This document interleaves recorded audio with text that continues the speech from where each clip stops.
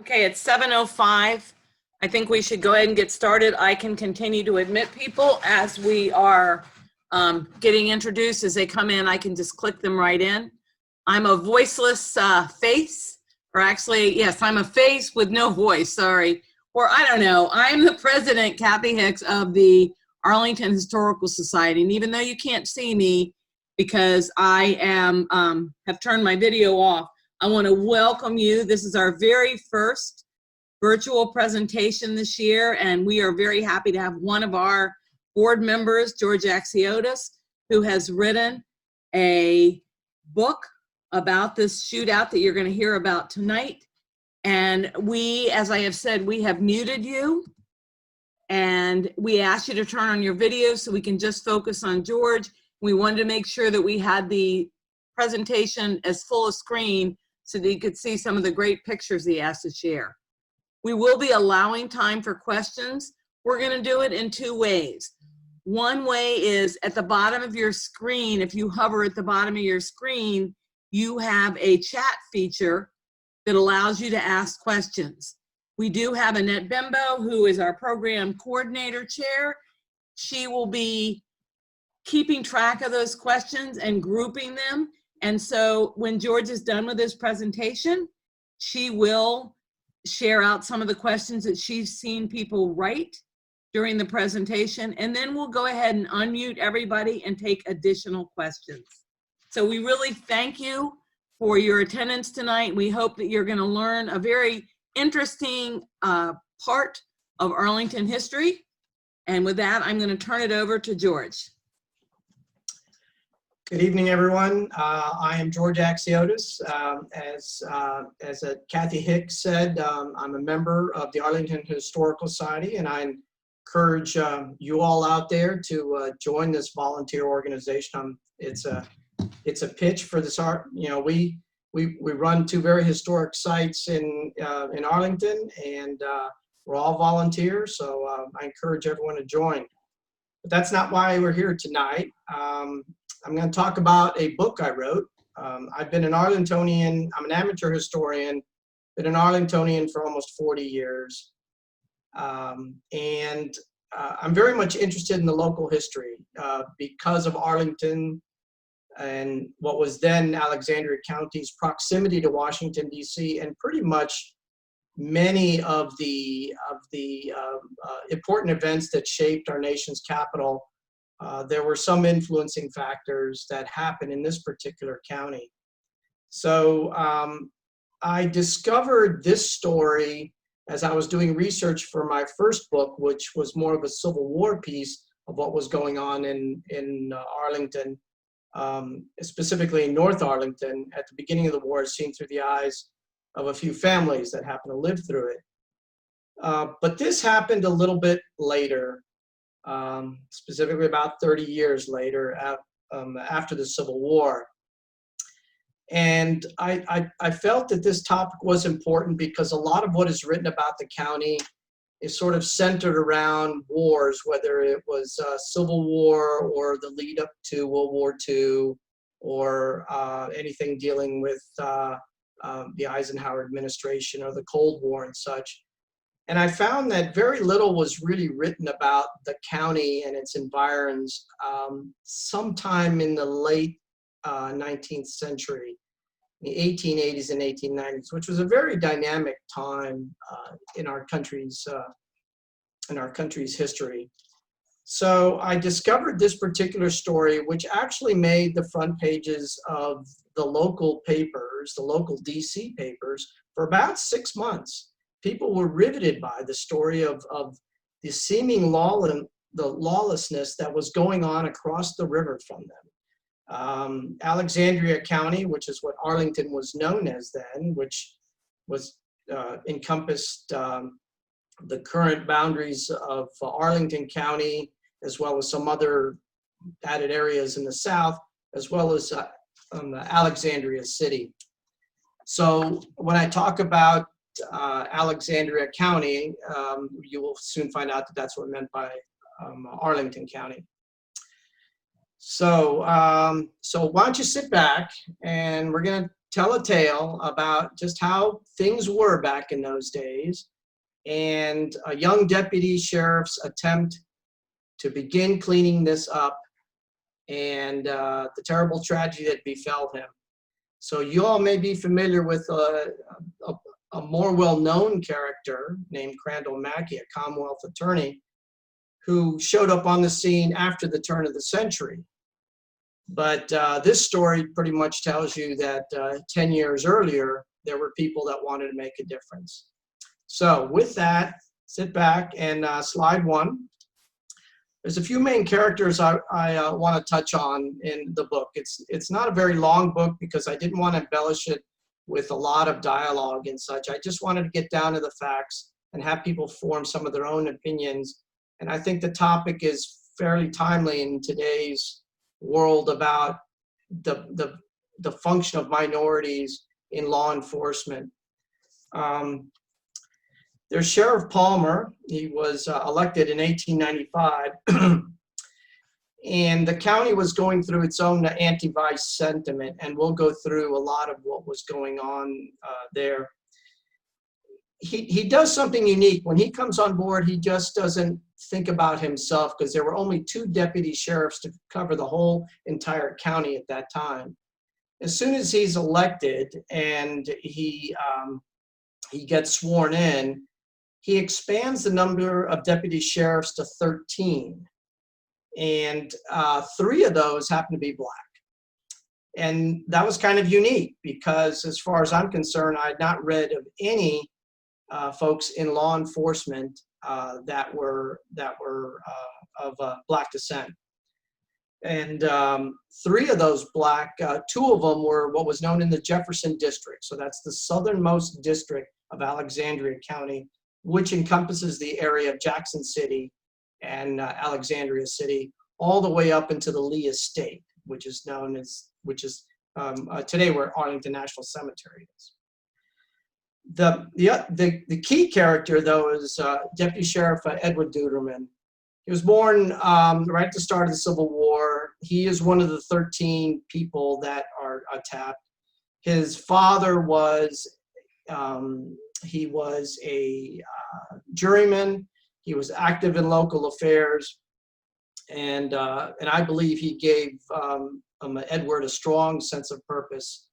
And he's the one that decides on his own to raid John C. Nelson's saloon in Jackson City, although there are indications, depending on some of the reports, that he did have tacit approval by Sheriff Palmer.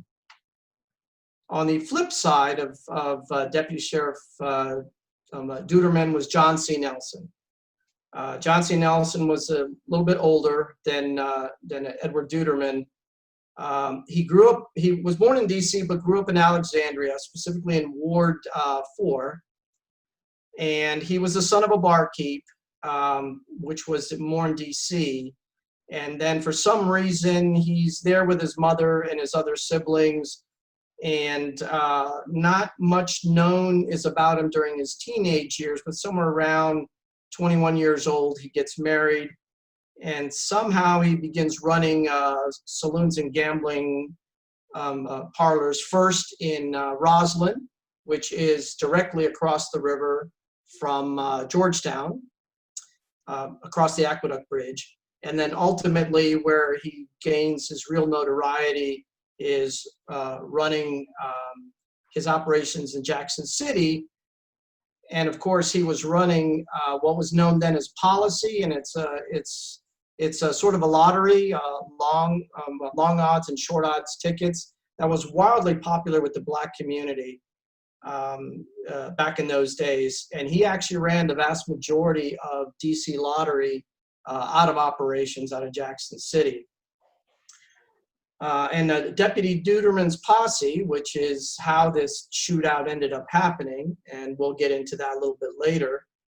He had a friend named Milt Johnson, who was a local merchant, and he also ran a small little saloon in an area that we call Johnson's Corner, which is in an area called Queen City, which Queen City was just about a mile or so up the road from Jackson City, and it's about where the former Freedmen's Village area was.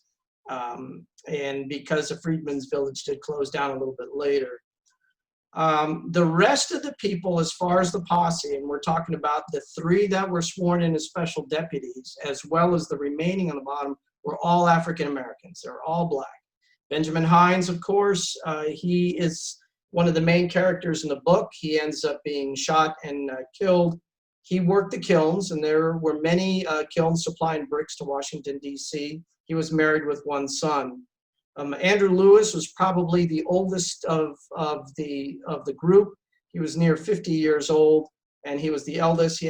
He was also married. Jerry Smith was also married with a son, and as far as the remainders, Charles Twyman, Morris Carroll, Charles Goldman, Charles Pollard, and Rayfield Ransom, not much is in the historical record other than what happened during this particular shooting. So we don't have a lot of information about these individuals. They drop off the marriage records, the census records, the landholding records. So it's been very difficult to find out more information about them. So this gives you a chance that Deputy Deuterman was really blazing a trail here. Besides his friend who was white, the rest of the men in his posse were all black. So, and then you see there on the lower section there, an actual picture. Well, it is a drawing of Special Deputy Hines. Actually, this was the morning after he was shot, and this is his death face that you see here. Slide number 3. I'm sorry. So a little bit about Jackson City and why Jackson City actually became. It was, its cornerstone was laid in the 1850s. It was right at the edge of the Long Bridge. For those of you that live in the DC area, the Long Bridge is a combination, is really what was originally a wagon bridge, and then just at the end of the Civil War turned into a combination wagon bridge and a parallel railroad bridge, which is on your left on that particular picture there. Where it lands in Virginia, that area was where Jackson City was located at. Today, that would be where the 14th Street Bridge, one of the 14th Street Bridge, where the train trestle comes ashore, that is where Jackson City is. And I've got a map on the far right, which is a 1903 map, which still shows where Jackson City was. The center map was a little bit earlier in the 1880s, which shows the major parcels of land that were owned in that particular area. And of course, I told you about the one on the far left, which are the 2 bridges that happened right after the Civil War. By the time we get to 1898, those wooden trestles have been replaced with steel, which you can see when you notice the cover of the book, and even in the poster behind me, that the bridge was made of steel. So during the Civil War, so why didn't Jackson City grow? Well, there were business interests in Alexandria City and in Georgetown that pressured the DC government not to grant Jackson City its full charter for shipping. So even though it had a nice little deep water area close by, pretty much from the moment that Jackson City, which a cornerstone was laid by President Jackson, it never really took off. And because it never really took off, it just sort of sat there, and it never really grew. It happened to be on the same piece of land as the Old Dominion racetrack, and I've got a separate map later that'll show that. So during the Civil War, of course, they put a fort right at the base of that bridge because they didn't want the Southerners invading DC. So that small fort was Fort Jackson, and there was a much larger fort close by at Fort Runyon, and then there was one a little bit farther into the county at Fort Albany. And then once the Civil War ended, and 2 out of those 3 forts were essentially closed down, and the other one was in minimal use, that's when basically people resorted back to horse racing at the Old Dominion racetrack there, and untaxed liquor started growing. So what was going on in the 1880s, and I'll just sort of walk through that. So let's go to slide 4.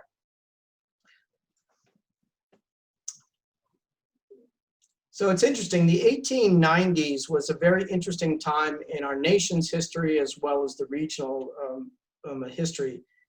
The Alexandria County was growing, but it was growing more in the rural areas, in the county areas, than it was in the city. And a lot of that had to do with federal workers were still living in what was the Alexandria County, and they would actually walk to either Rosslyn, and then they would take wagons into DC, or they would cut across the 14th Street Bridge in order to get to work. But what's interesting is that the DC population basically doubled since the Civil War. It only been 30 years. It pretty much doubled. 1/3 of the population was Black. But what's interesting about DC, though, is that it really didn't have very many industries. It relied on federal work. The real large industry that was there was the Navy Yard, and that was producing parts for ships. It was doing some repair work and things like that.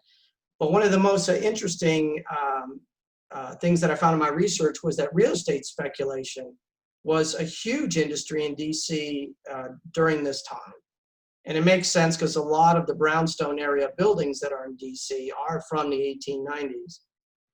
As for the county really sort of was supplying bricks, kilns that burned a lot of manure from the city, which is what made up a lot of the heavy industry. There was also a lot of shipping, and seafood was a large industry, fishermen of the Potomac River, as well as lumber coming in from different areas, so the wooded areas in Virginia.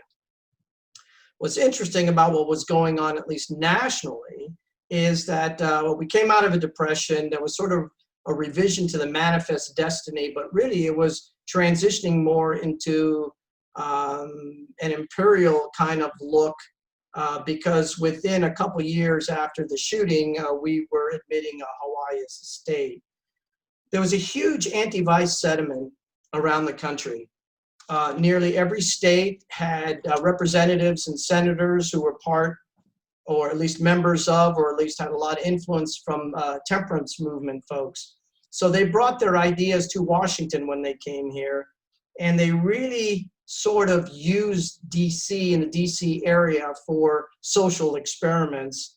And that was significant to why Alexandria County became the way it is. And of course, there was a sense of progress. DC was no longer wanting to be seen as a backwoods town. They wanted to be on par with New York and Philadelphia and Chicago. There were plans about bringing in electric lights. They were starting to string some up. There was plans on redoing a lot of the boulevards and making our city a grand city. So slide 5. So what led up to the shooting? Again, as I mentioned, that there was a strong temperance sentiment. Since Congress was funding half of the DC budget, they felt as though that they could tell DC what to do in pretty much every area. And they used the DC to test these moral experiments on how to run government. We've seen a number of that in later years with Congress pushing a different type of programs. So between 1891 and 1893, Congress pretty much bans gambling within the district lines and wagering at the DC's 2 horse track, one called the Ivy City a racetrack and one called Benning Racetrack. It's interesting because even though DC was known as Chocolate City for many, many years, before that it was known as Ivy City. So, and they passed numerous laws about untaxed liquor, purity of liquor, other games of chance, lottery, even betting on cockfights.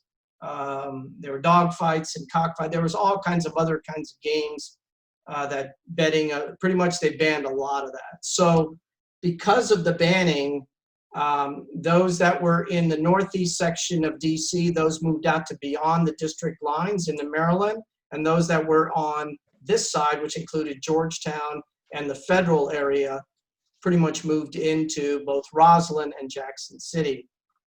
What was interesting was Rosslyn had already established itself as kind of a saloon area. I mean, it was very close to Georgetown. It was right across the river, and it earned the reputation of a dead man's hollow, where those people that couldn't pay their debts were either beat up or summarily executed.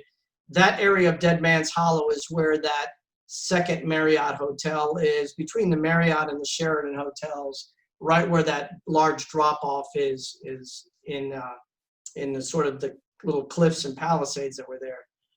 Jackson City, which was at the base of the Long Bridge, it had a little bit more difficult time, but what was in Jackson City's favor was the fact that it had a horse track that was tied to it. And it was known as Hell's Bottom, and the saying goes, because things couldn't get any lower in hell. And you went there in Jackson City, and of course, people who racked up gambling debts were summarily beat up or executed and thrown in the area near the 4 Mile Run Creek. And most DC lottery operations actually ended up shifting into Alexandria County. I guess we had a penchant for it. So between 1893 and 1894, Alexandria County leaders were having a difficult time seeing what was going on between Rosslyn and Jackson City. So its leaders started with the Virginia legislature and ultimately got the governor to pass what was known as the Mushback Law. But its target was originally Jackson City, because it was seen as a decrepit sore point. And many of the people who were sponsoring the law had interest in the Gentleman's Driving Park at St. Aspha. They basically wanted to class up gambling, but at their particular facilities at the expense of Jackson City and Rosslyn. So the law specifically said that you couldn't have any bookmaking at any horse track unless it was sponsored at a state fair or sponsored by an agricultural association like the Grange. But what ended up happening with the Grange got into financial difficulties and sold the rights to the Grange to the Jones Brothers cartel, who basically were a gambling outfit. So what basically happened was you really had no real control. So Jackson City flourished, and so did Rosslyn. Slide number 6. So you want to know what Roslyn's Sunday saloons, the reason why they're called Sunday saloons was because they were closed on Sundays for the blue laws, the Virginia blue laws, but the back doors were always open. So they were very busy on the inside, but from the outside they looked shuttered. So they were known as Sunday saloons. So we're very fortunate to have these pictures of the Rosslyn Sunday saloons, and the 2-story place up on the upper left was known as Heath's Place, and that's to feature in Deuterman's career, as his first raid was at Heath's Place. You'll notice that there is a character standing in front of Knoxville Sunday Bar, Marmaduke Sunday Bar, and I think the corner bar as well. That's on 19th and Moore Street. There's a man standing there. He's got a hat. You can probably barely see him. That is Crandall Mackey, and because he was running for office in 1903 and 1904, he basically was elected in 1904. When he was running for office as Commonwealth Attorney, he took these pictures and he published them.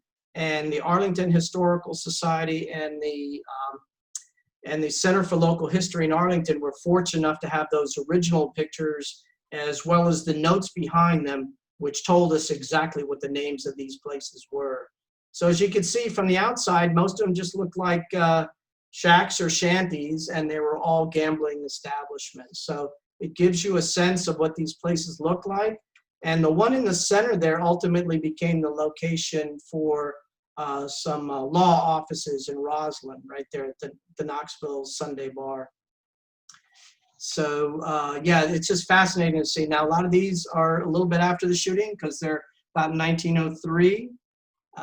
And I believe the Marmaduke's Sunday Bar was burned down shortly. So after the picture was taken. All right, slide 7. So let's talk about the Rosslyn Raid. So Sheriff Palmer gets elected, and he's serving under a Commonwealth Attorney, Marbury. They swear in 13 men as special officers, as I said before, and Deputy Sheriff Deuterman was one of those 13, right? And there were 3 Alexandria jurisdictions: Jefferson in the south, Arlington in the middle, in the center, and in the north was the Washington district. Because the southernmost was the most populated, 5 of the 13 were sent to that a particular area.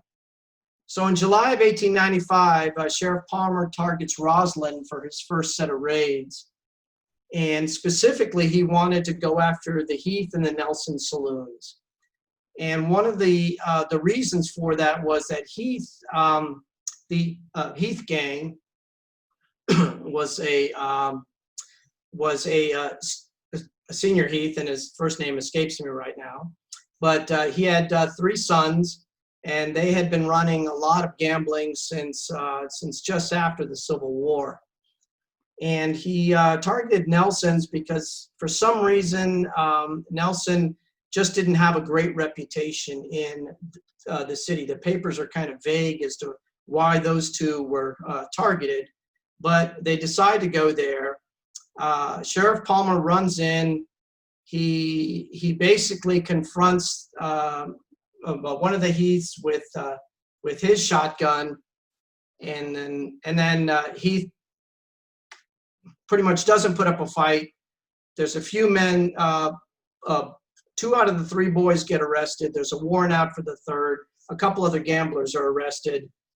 Right after that, they go to Nelson's place, but Nelson wasn't there, so they arrested a couple other gamblers, and they pretty much shut down the operations for about a day.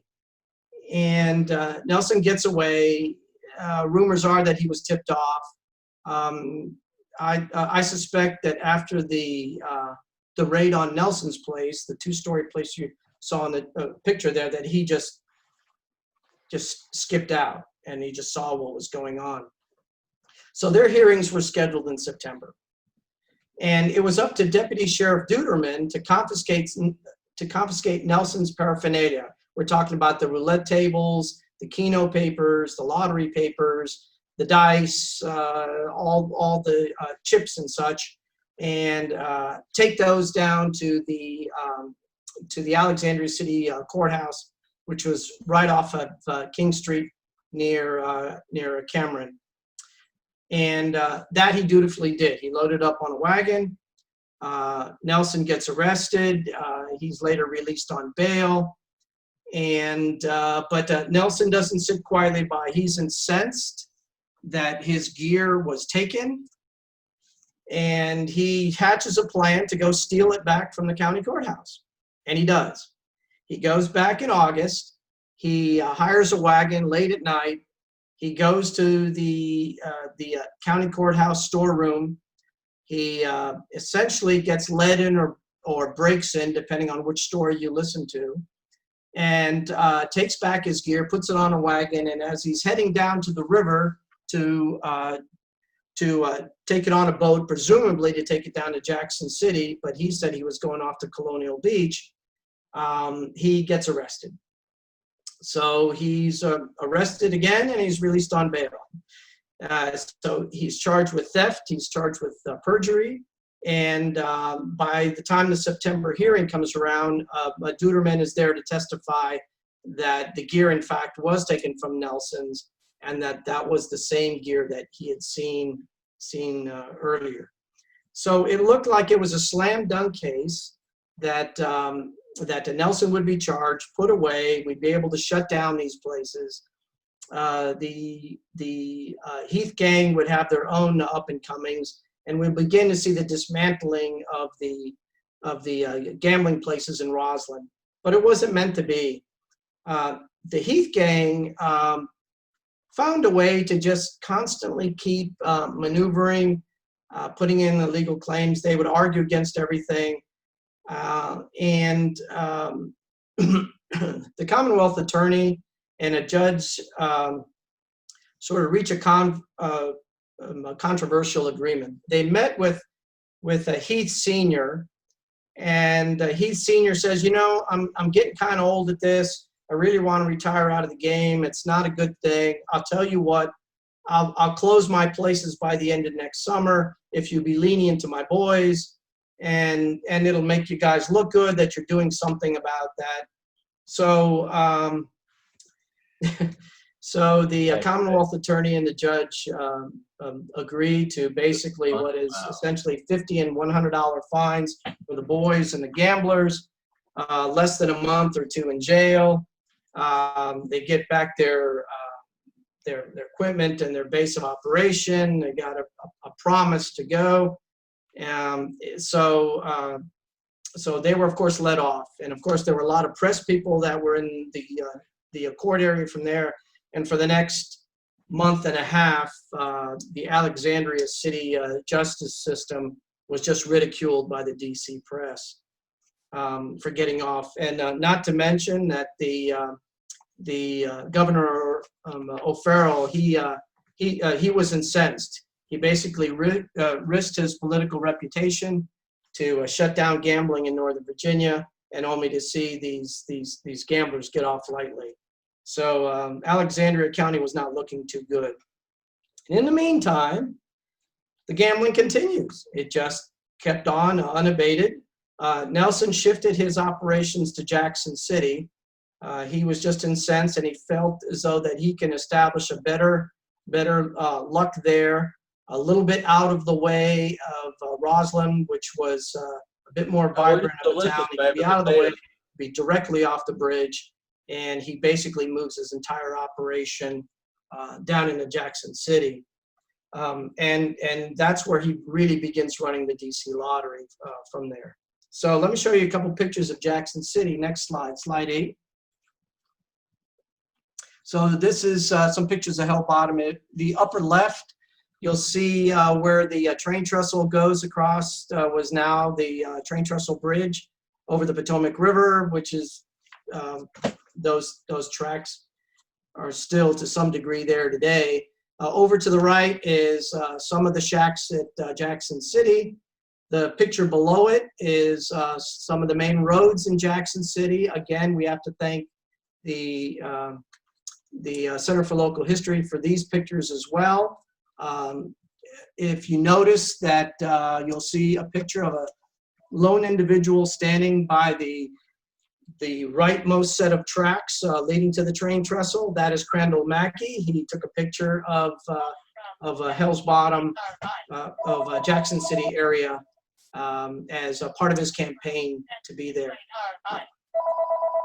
We know that there were named saloons there of the newspaper articles as a result of the shooting. One was, of course, the Nelsons, Joe Thomas's place, Harry's place. There were stables and sheds, and in the lower picture on the left, more toward the back toward the train trestle, there is like a 2-story building there. That is what's euphemistically known as the Jackson City Hotel. It's shown on maps as well, but it really functioned more as a brothel, and that's sort of a picture of Jackson City. Not much there.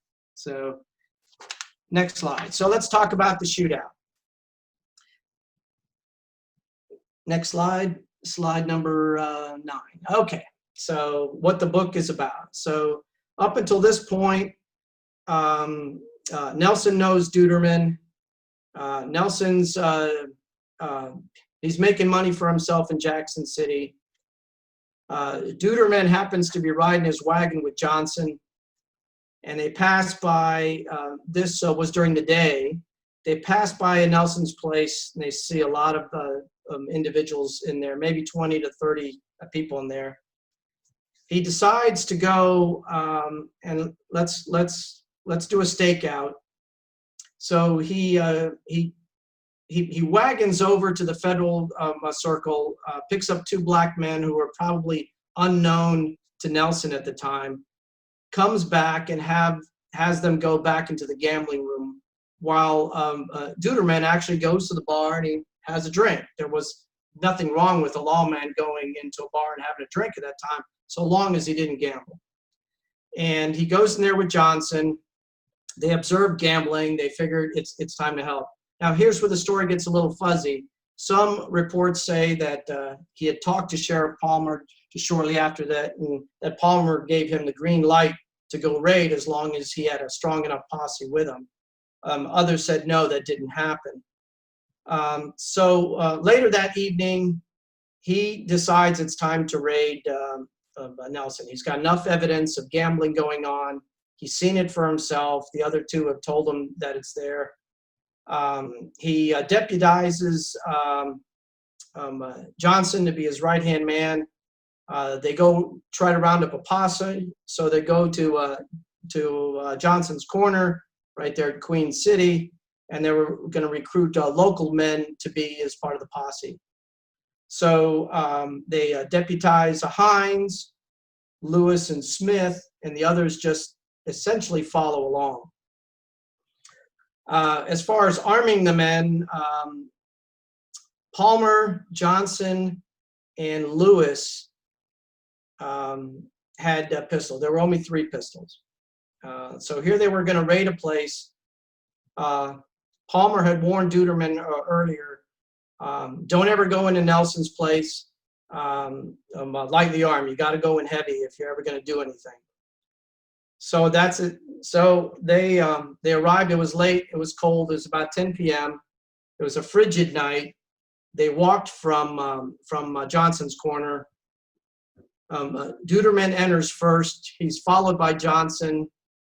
Hines gets to the bar. He's opposite Nelson. Of course, Deuterman and Nelson, they know each other because they had seen each other in court. Morris Carroll was at the door. Twyman was at the far end of the bar, and the rest of the men were outside. Nelson was behind the bar. He had 2 bartenders with him. One by name of Spears, and the other one was named Caldwell, but that was found to be a different man at the time. So at some point, Deuterman just raises his pistol and declares, "You're all under arrest," and then just hell broke out. Panic ensued. A shot rings out, and then all shooting just happens. Hines is shot first. He falls to the ground, almost dead to the point, shot just above the heart. Deuterman is shot in the neck by a barkeep. He slumps to the ground, rolls slightly, heads up to the door. Basically, people are trampling him on the way out. Johnson fires but gets no effect. He's shot in the neck by either Nelson or one of the other barkeeps. Smith was shot in the arm and the leg as he's trying to get away, and Twyman was shot in the wrist as well. So none of the lawmen fired any effective shots, and meanwhile, there were just lawmen were on the ground. When the smoke cleared and everybody had cleared out of the place, it was really Nelson and his men were there. But Deputy Hines was on the floor. Deuterman and Johnson were leaning up against one was flat on the ground, the other one was leaning up against the bar. Since Johnson had emptied his revolver, he had no pistol, so Nelson came over and was trying to wrestle the pistol out of his hand. And as he was doing it, a guy by the name of Peg O'Neill, who had a peg leg, of course, and he was one of the horse trainers, he comes out from behind. He really never wanted to get involved, but somehow he got the courage to get involved. He tries to tackle Nelson, and in doing so, Nelson pushes him away and shoots him in the face with what is essentially a old Navy revolver filled with buckshot, basically, and shoots a peg leg in the face. and then Peg O'Neill just staggers outside to be tended to by the other posse men. So, Nelson gathers what money and what chips he has, quickly leaves, hops on the 10:10 train to Alexandria City, which happens to be coming by. He goes home first to his wife, and then he turns himself into the Alexandria Police Department. Meanwhile, Hines is still there. The rest of the posse come in, see Deuterman and Johnson, find a wagon, find a way to take him to the DC emergency hospital where they're being treated that night. Slide 10. Oh, and the etchings on the previous slide are from the front page of the DC Evening Star. So those are just not there. So what happens after this? Well, Nelson remains in jail. He begins crafting his strategy that it was an illegal raid and it was all in self-defense. The lawman shot first. It wasn't his fault. People start to interview him from the local papers. He basically told them that there were 20 to 30 armed Negroes and they tried to rob me. They put a gun to my head.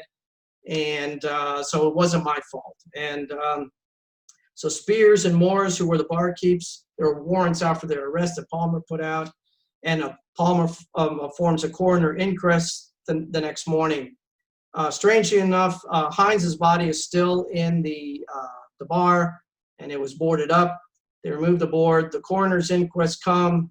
They actually get sworn in over the body of Hines, and then retreat back to the back room where there was the only heater in the place to conduct their inquest.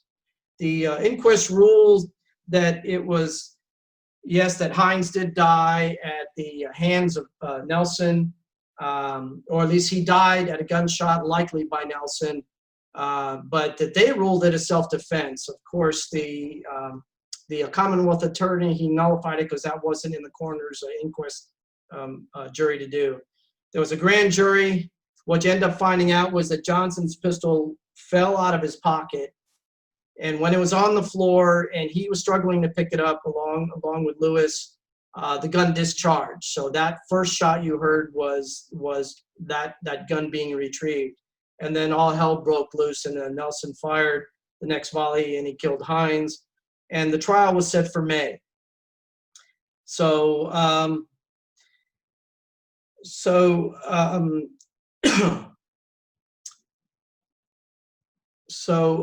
Nelson was arrested in DC later on that July. He was arrested for part of his lottery type of operation.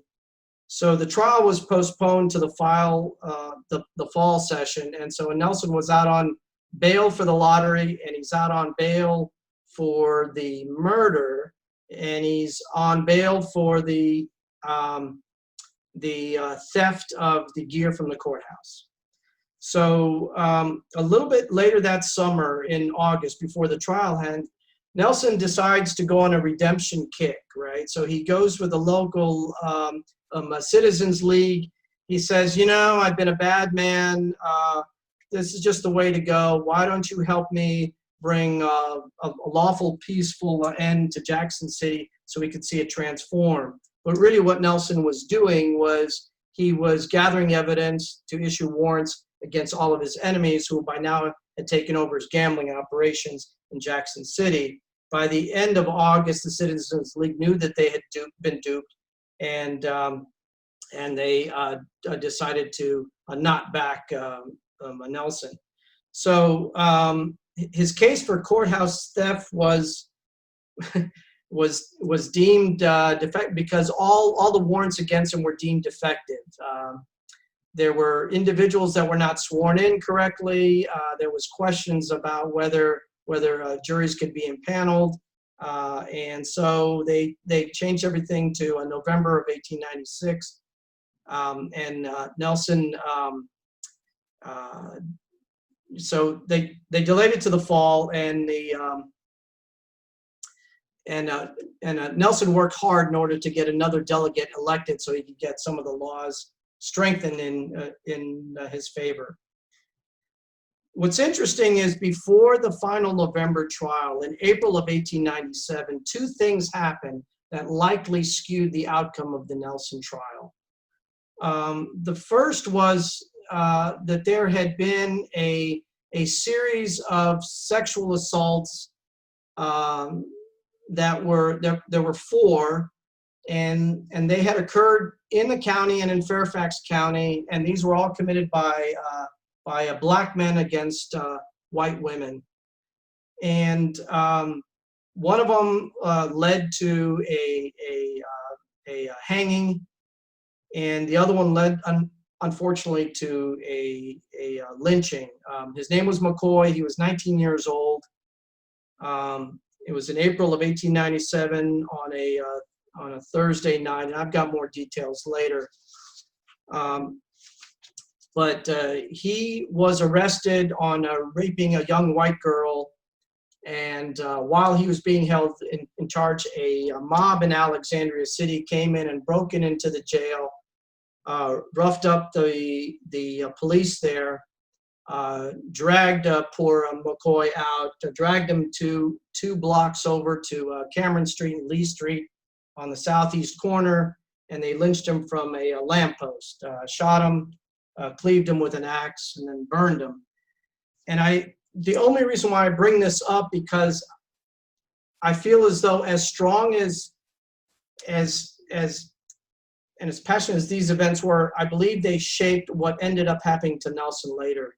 Because 3 days after the lynching of McCoy, the black community around Jackson City in the Waterloo area, which was nearby, had a large population of African Americans, and they were incensed at this lynching of McCoy. So there was talk about marching on Alexandria City and burning down the houses of the owners of the people who had accused McCoy. This scared the Alexandria City citizens so much that they called out the local militia to stand guard at Washington Street for the inevitable raid by the black community, which never materialized. So for 3 days, Alexandria City was in a state of panic over what was labeled as the invasion of Alexandria by Negroes that were amassing in the Arlington area. So by November of that year, it only took the jury 30 minutes to acquit Nelson of the murder of Deputy Hines and even the shooting of Deuterman and Johnson. And he basically got off on those, and right at the same trial, their attorneys decided to bring up the theft and perjury charges as well, and those were summarily dropped.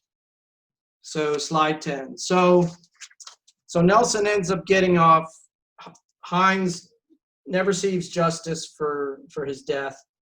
2 other white lawmen, and the others that were wounded never receive any justice. So the rest of the story is that Deuterman resigns in 1898. So in less than 6 months after this trial, he resigns. He joins the Navy. He's quite old now. He's 38 or 42, I believe. He joins the Navy to serve in the Spanish-American War. He serves on a collier ship, which is providing coal for the American fleet in Cuba. The war doesn't last very long. He comes home, moves his family to D.C., and he has a long, lucrative career in the Navy Yard, and dies in 1938, and his career ended in 1934. Sheriff Palmer continues on until about 1911. He has multiple run-ins with Nelson. He's arrested him multiple times, and Nelson, pays his fines. He does a little bit of time, and he just continues on. So Nelson continues his Jackson City operations, and he begins this ruthless campaign against any of his enemies by just issuing warrants for their arrest. And for anybody who was on the posse team, he tries to have them convicted of theft or other such charges. And in 1899, he's in a I guess, a sleigh race. I guess they used to have drag races with sleighs back in those days. They ended up hitting a policeman in DC and severely injuring him, but he gets off of that as well. In the 1902, over a dispute with one of the co-owners of one of the bars, Nelson actually sets fire to 2 other saloons, as well as a houseboat and the hotel, with witnesses watching him. And he threatened to blow the brains out of anybody who got in his way. I mean, he's pouring the kerosene on it, but he managed to skirt out of those trials as well by just hiring a lot of witnesses who says he wasn't there, that he was just in DC, so it wasn't him. And in 1904, so in 1903 now, we're into the new century. Alexandria wants a clean break. We have this man called Crandall Mackey. He wants to become the new Commonwealth attorney. He goes on a platform of wanting to close things down, as you saw by the picture.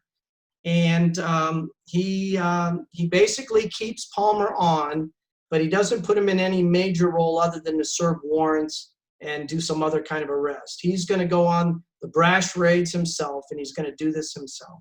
So he conducts his famous 1904 Rosslyn Raid, again at Heath's place, and he goes others. And then he moves on to Jackson City, and he does raids there. And then he goes down to Del Rey, which is currently much closer to Alexandria City in the Del Rey area. And those are what he's known for. As a matter of fact, the shotgun he uses is still on display at the sheriff's office right now. In 1905, the 2 racetracks are closed. The Virginia legislature really clamps down hard and starts to close the loophole. And by 1950, Mackey loses influence. And the county really, I think, just wanted a clean break from the old ways. And of course, by then, a lot of the gambling had moved into these steamer paddle wheel boats that were plying the Potomac, because if you recall that Maryland owns the Potomac River to the Virginia shore. So a lot of the boats that are that are picking up Virginia gamblers, they have really nothing to fear. I've got a couple pictures of those later. What's interesting about those gamblers is that Eddie Heath, which was the youngest son of Heath Sr., he ends up running a number of those boats. Next slide, real quick. Slide 12 is the famous 1904 Rosslyn Raid. It's kind of a cartoon painting. This painting is on display at the Center for Local History. It shows Crandall Mackey entering the door with his famous shotgun, which is on display even today at the sheriff's office, and his cronies there with axes and hammers and clubs clubbing away. I don't know which saloon this is supposed to be, but it could be the Heath gang, but I doubt it. I think it's just a notional. All right, that's all I had. I've got some pictures of some other places later on if you have any questions. And I can take any questions right now. So we can open it up, or unless somebody has raised their hand. So we do have a couple questions, but I welcome everybody to submit their questions on their chat function. Just go to the bottom of your screen and you look for chat and type in your question. This is Annette Benbow, and that's why I'm also a disembodied voice. But the question that we have for you, George, is what struck you about this episode? Why was it this one that got you interested in doing all the research?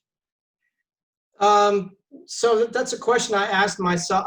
What piqued my interest, the fact that it was a deputized Black man who was shot.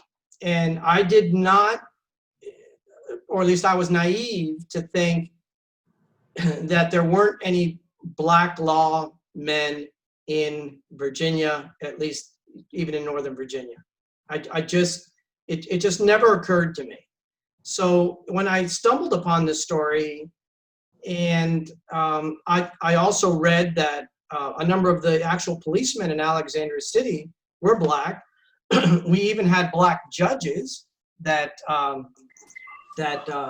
served on Black crime. So that really opened my eyes to so much more that was going on And so the story fascinated me, and the fact that his entire posse was made up of local black men surprised me, and it made, to me,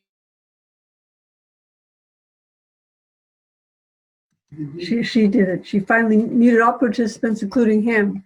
She doesn't realize she's done that. So I'm sorry. I unmuted everybody. Everybody should be unmuted.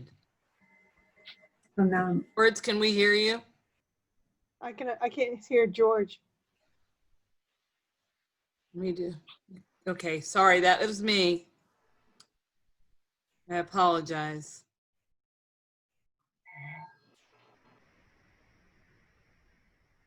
George, can you unmute yourself? I'm sorry, I was getting ready to unmute people and I unfortunately. okay, how's that? You're with me, sorry, that was my fault.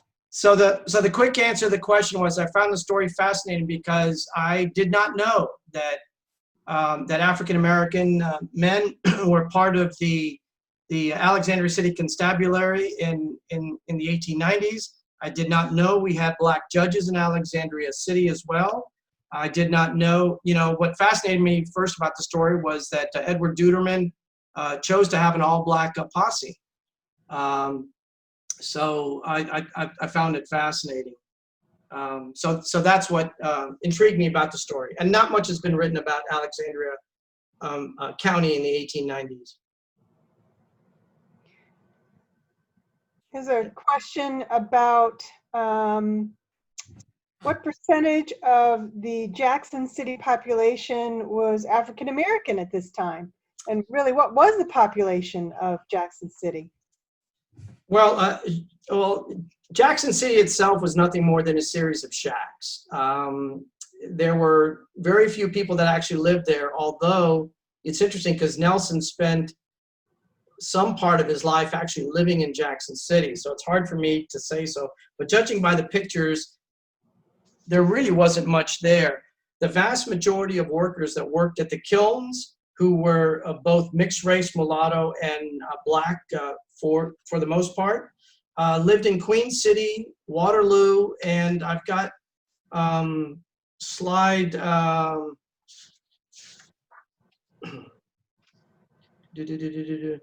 slide number 17. If you put slide 17 right there. So this is an 1880 map, and as you can see, there's an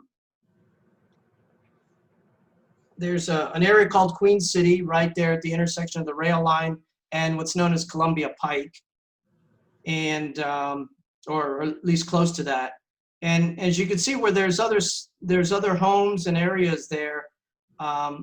This is the area that I believe that most of the kiln workers lived.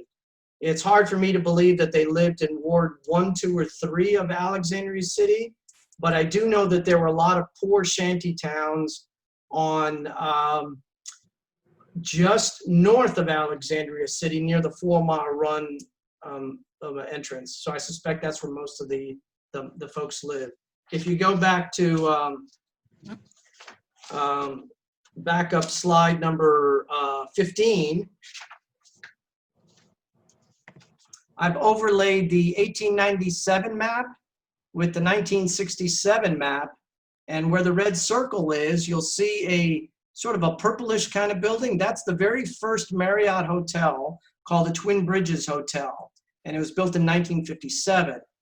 And as you could tell by the map and the train trestle there, that Jackson City was really located at the rear section of that hotel, where that little piece of land juts into the Potomac River. But by 1967, that had all been dredged out in order to form the GW Parkway, heading south toward Mount Vernon in the early 1930s. That site where Jackson City was and where the old Marriott Hotel was is where the new Arlington Aquatic Center will be once it opens. Huh. So there's a question about clarification about dates. And it is that Andrew Jackson laid the cornerstone in 1836 when he was still president.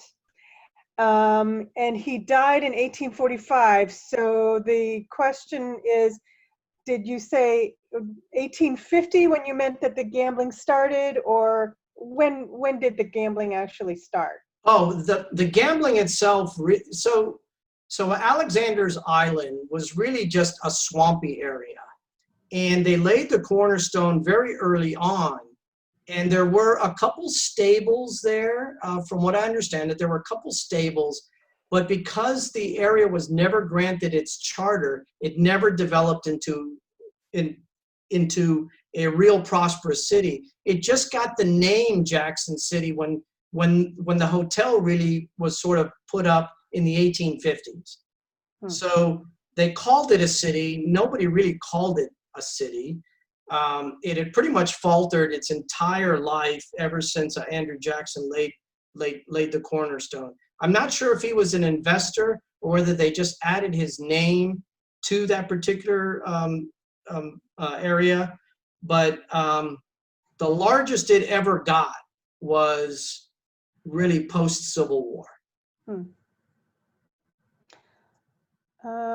Do you view this to be a turning point in cleaning up this part of Arlington, or is this more of an episode in the history of Arlington? In other words, how important is this event to the cleaning up of this vicinity? Well, much has been written about Crandall Mackey, that it was his efforts that ultimately cleaned up the county. But as you can see, this story started nearly 10 years before him. So this was a long road, and a lot of it had to deal with the fact that the county had not really matured very much. So it was considered lawless to begin with. So although Jackson City was somewhat near Alexandria City, it was far enough away not to be really a bother. So most of the attention of cleaning up the area was in Rosslyn because of its proximity to Georgetown, which had almost just walk across bridge access. So even though the shootout is an event, it's really the start of the almost 20-year battle to ultimately rid the county of its lawless areas, or at least tolerate them on barges and the Ark settlements that had populated everything from the Lee estate all the way down past Alexandria, which were all the brothels and gambling houses ultimately that lined the Potomac River. Here's a question. Why wasn't the legal system able to be successful in trying the saloon owners? Well, at the end of the day, even though you arrest people, you got to bring them to trial, right? And, you know, when the people go to saloons and bars and they like their gambling and, you know, don't be surprised that jury people are sometimes customers of all these gambling places. I just think that based on the trials that happened, you know, the gamblers were able to afford the best lawyers, and that was true for Nelson as well as the Heath gang. They hired prominent attorneys who finagled and wrangled and were able to delay. And in the case of Nelson, they delayed his for 4 terms of the court season. Remember, the court seasons ran in spring and in fall. So those cases that weren't tried in the spring were shifted to the fall. Those that couldn't be resolved in the fall were shifted to the next spring. So in the Nelson case, it got pushed over 4 times, and they couldn't find a way to prosecute him. So basically, people just lost interest, I think, and it's really a shame because it's a lack of justice for all the people that were injured. What more do you want to say about how Jackson City was demolished and when that all disappeared? Anything else? Well, it shows up. It's interesting enough on the last slide, slide number 21. This is a map. Slide 21. Oh, there's the gambling river. That actually go back to the previous slide. So if you see there, you've got this little steamer that takes the customers from Georgetown and from anywhere, and takes them to these gambling boats like the Wakefield out there. The Wakefield would steam down to just across from Mount Vernon, and there you can gamble all night long. There was even indication of one gambling game had lasted for over 3 years. So anyway, next slide, slide 21. So if you look at the early 1920s, the brick kilns were still there. Jackson City is still shown on the map, even though you see up above where it says where just below the term Washington, D.C., there's like a line going across. There is the proposed Memorial Bridge. So that bridge was put up in the 30s, and they were going to create the parkway down to George Washington's home in Mount Vernon. And along the way, they were going to put tourist places there. And they were going to put lots of fountains and statuary all down there. And it was really during that construction of the parkway down there that I think spelled the ultimate demise for Jackson City. Because as you saw on the overlay map that I showed you earlier, the land was slightly bigger that was on Jackson City, and a lot of that land was dredged out of the water in order to fill in areas near the waterfall pond in order to build the road to Mount Vernon. So I think ultimately, by the end of the 1920s, saw the end of Jackson City. Any other questions coming into the chat room, or are there people who would like to ask a question via their microphone? So I can go ahead. Why don't I go ahead and unmute people, and then we can take some questions that way. I'm going to unmute everybody, I hope. All participants are now unmuted, so we can take any additional questions.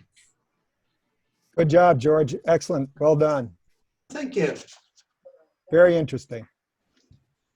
Yeah, it's a part of our history we really don't discuss much.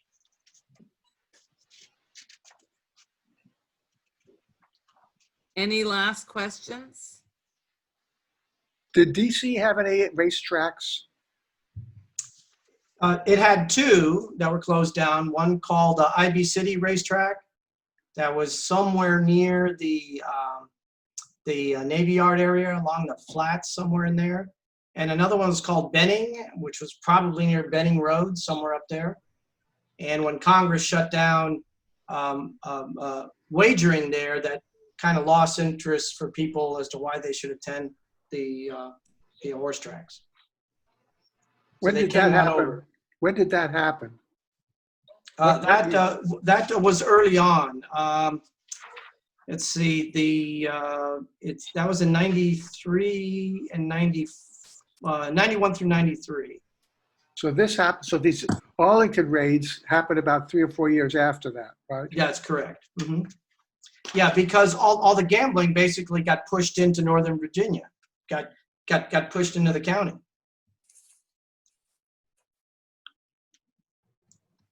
Thank you. What's also interesting about Nelson is that he was able. How did you find out about this? I just happened to stumble upon the story because I was doing research on one of the characters of my first book, and his name just happened to show up as a jury foreman in one of these particular cases. And because he was one of the leading family members, he popped up in some of the earlier trials. I just stumbled upon the story when I was doing some research on these newspapers, and I just found it fascinating. Any other questions? Yeah, George, this is for me, Annette. How did you research this topic? Where did you go, and what sources did you rely on? What was the most juicy sources?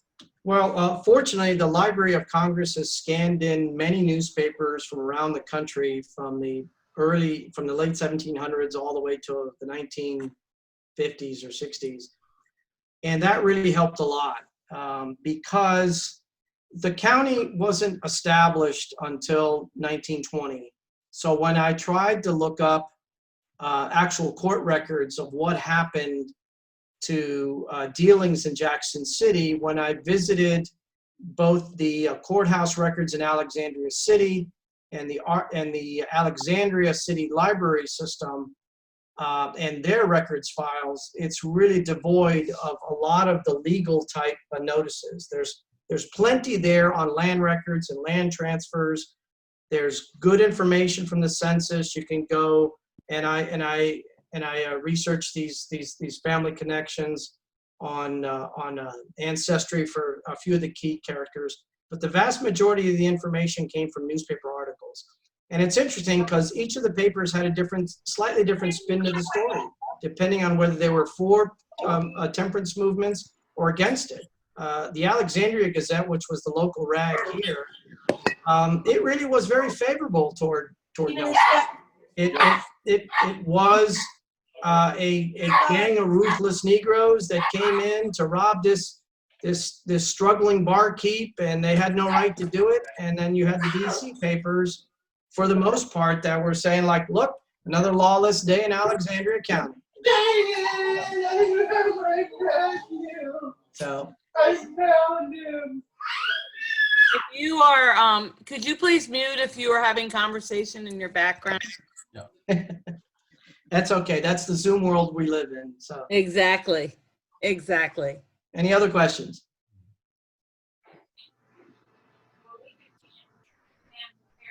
George, we'd really like to thank you for sharing this piece of history. It's amazing, all the stories that occur in Arlington, and that's one of the things that the Arlington Historical Society works to do, and that is to tell these stories, a lot of them that have not been told.